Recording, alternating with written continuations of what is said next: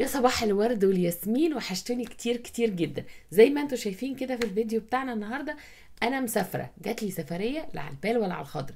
سفريه داخل امريكا، وسفريه صغيره مش هقعد كتير، فقلت ارتب معاكم الكاري اون واوريكم انا برتبها ازاي، ربما اديكم فكره او اتنين.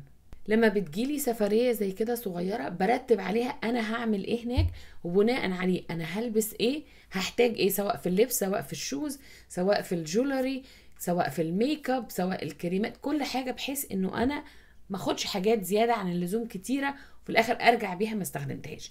الحاجه التانية، هحط كل الحاجات اللي انا هاخدها معايا، سواء لبس سواء ميك اب. دي هنا الكيوبس اللي انا هستخدمها، واللبس بتاعي هحط كل حاجه.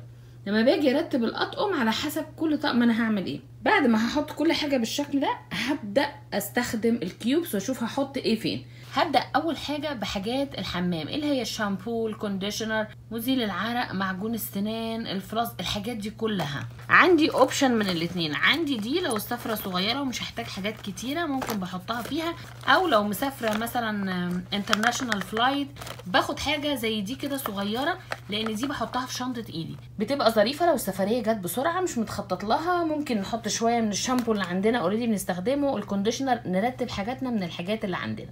بملاها واخدها معايا، وبعد كل سفره بغسلها وبشيلها تاني في الزيب لوك باج بتاعها. الحاجه التانية اللي انا بحبها، كنت شاريه الشنطه دي من تارجت من سنين، وبعدين الميزه بقى في الشنطه دي اول ما نفتحها هنلاقيها هي متقسمه بالشكل ده، فبقدر احط كل حاجه في مكان واحد. هاجي في اول واحده هحط معجون السنان، هحط الدنتال فلوس، هحط الكيوتيبس اللي هو القطن بتاع الودان، هحط الكونديشنر، البلسم، هحط مزيل العرق ديودرنت، هحط كمان البادي واش، هحط الشامبو، كمان هحط فرشة السنان. كده خلاص اول واحدة هقفلها على كده. نيجي بقى لتاني واحدة. على فكرة دول ممكن نشيلهم خالص، سهلين ان احنا حتى ممكن نشيل واحدة واحدة ونرتبها. تاني واحدة دي اكبر واحدة، اللي عايز يحط بقى حاجات الاستشوار، المكوة، الشعر، الحاجات دي كلها. هنا هحط الوايبس، هحط كمان الفلاشبل وايبس دي اللي هي بتاعت الحمام. هحط كمان السولوشن بتاع العدسات والعلبة بتاعتها.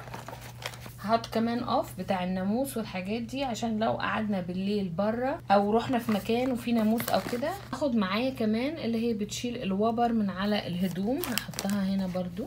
لو المكان اللي انتوا رايحين عليه هيكون فيه واشر ودراير، نقدر ناخد معانا سامبل صغيره كده من اللاندري ديترجن، هي بتيجي يعني في عبوات، العبوه الواحده بتبقى غسله. واحط معاهم كمان اللوفه، وكده هقفل على تاني واحده. نيجي بقى لتالت واحده، هحط فيها الكريمات، الماسكات، وفرشة الشعر، وكمان هحط اللوشن بتاع الايدين. رابع واحدة هحط فيها السان سكرين او سان بلوك، هحط فيها التونر، هحط الليب بالم، هحط البرفيوم، هحط كمان الفيشيال سوب اللي هو الصابون بتاع الوش. ولو عايزين بقى تضيفوا اي حاجات تانية شخصية، لو رجالة اللي بتسمعني وعايزين تحطوا كريم الحلاقة ومكنة الحلاقة والحاجات دي حطوها، للبنات اي حاجات شخصية تانية ضيفوها. وكده خلاص خلصت الشنطة دي. نيجي بقى للميك اب. هحط هنا الفرش، مش هاخد كل الفرش، هاخد الحاجات اللي انا هستخدمها بس. الالوان اللي هستخدمها حاول اخليها توماتش الهدوم اللي انا هلبسها، وفي نفس الوقت احاول ان انا اعمل ميك اب يبقى جميل قوي وبحاجات قليله. فهاخد الفرش معايا، دي عندي من زمان كنت جايباها من تارجت، مش فاكره والله سعرها ايه، بس يعني هتلاقوا الحاجات دي موجوده في تارجت كتيره. فكده خلاص حطينا الفرش. هاجي هنا بقى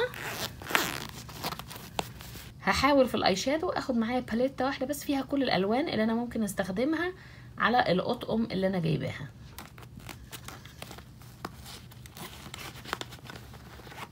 وهحط جنبها الباودر بلاش لو احتاجته، اللي هو روجاجو لو احتاجته، مش دايما بحتاجه قوي. كمان هحط معاهم السيتنج سبراي اللي هو بيترش خالص في الاخر خالص بعد ما نحط الميك اب. السيتنج سبراي ده فيه سان سكرين، كده كده بستخدم السان سكرين الاول لوحده، بس ده كمان فيه SPF 30. هاجي هنا احط قلم الحواجب، قلمين اتنين بس تحضير، هاخد البينك والبراون. عايزه اقول لكم ان ده لو لعبنا بيه، لو لعبنا بدرجه الالوان وتقلها وممكن نحط الاتنين مع بعض، ممكن نحط الوان عليهم مختلفة بيدوا شيدز مختلفة خالص، فمش هحتاج اكتر من اتنين. هحط كمان هنا كريم الاساس، الكونسيلر، الليبستيكس، ده الليب بلام، الماسكارا، قلم العين الابيض، والبيوتي بلندر. كده خلاص الميك اب بتاعي تمام.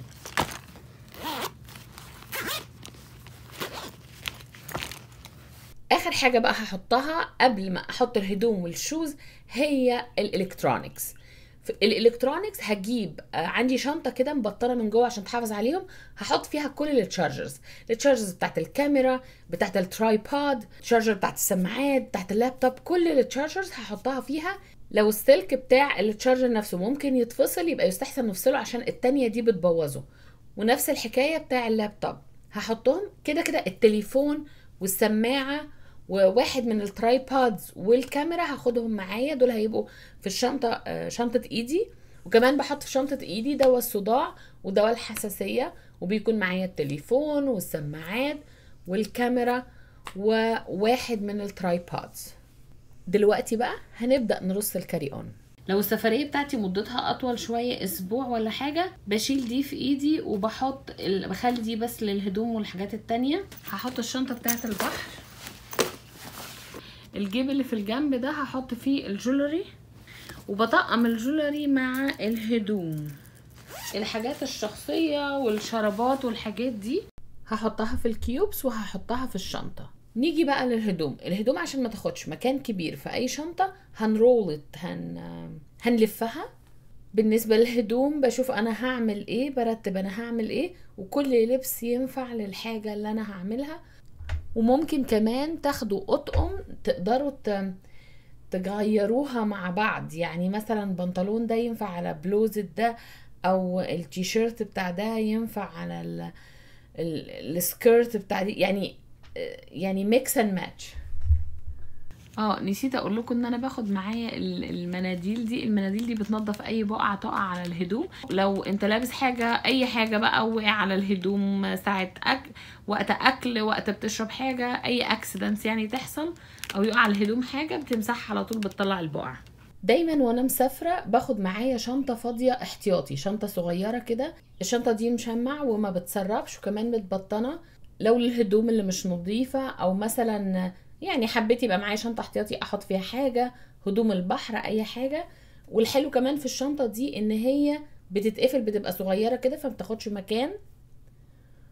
وكمان لو اتوسخت ممكن نغسلها في الغساله مع الهدوم العاديه. كده خلصنا رص الشنطه، فاضل الشوز. هاخد معايا 3 انواع شوز مختلفين. واحد هيكون حاجه كومفورتبل قوي اسافر بيها، تاني شوز هيكون حاجه فورمال لو عشاء بالليل، حاجه رسمي، حاجه سهره. الشوز التالت هيكون حاجه بين البنين، حاجه كاجوال شويه وكمان تنفع للبحر. شفت ناس بتحط الشوز اللي هي بتلبسه مع الهدوم من غير كيس، ما ينفعش. الشوز ده احنا بندوس بيه في الارض، مش صحي ان احنا نحط الشوز مع الهدوم من غير كيس، الا لو جديد ما تلبسش لسه. كده خلاص الحمد لله بتكون الشنطة بتاعتي جهزت وكل حاجة متنظمة في مكانها، الحاجات مش هتروح على بعضها، وانا عارفة كل حاجة فيها ايه. اللابتوب هحطه في الكاري اون بس عشان انا مسافرة بالعربية، يعني هبقى عارفة انا بحط ازاي وهاخد بالي منه. لكن لو هنسافر دولي او بطيارة يستحسن ان اللابتوب يكون في الشنطة اللي تاخدها في ايدك، شنطة ايدك. نجيب شنطة كبيرة شوية، توت باج، بتكون اكبر شوية من الشنطة بتاعت الايد، ودي بنحط فيها الديفايسز او الالكترونكس بتاعتنا كلها، لانه وارد في الطيارة والتشارجر والحاجات دي كلها، لانه وارد لما بتكون رايح بالطيارة ان هم ياخدوا الشنطة ويقولوا عندنا اماكن هناخد الشنطة منك وتستلمها لما توصل الديستنيشن بتاعتك. وبس كده حلوين، ده كان الفيديو بتاعنا النهاردة. يا رب يكون الفيديو عجبكم، بحبكم كتير كتير، واشوفكم على خير الفيديو الجاي ان شاء الله. باي.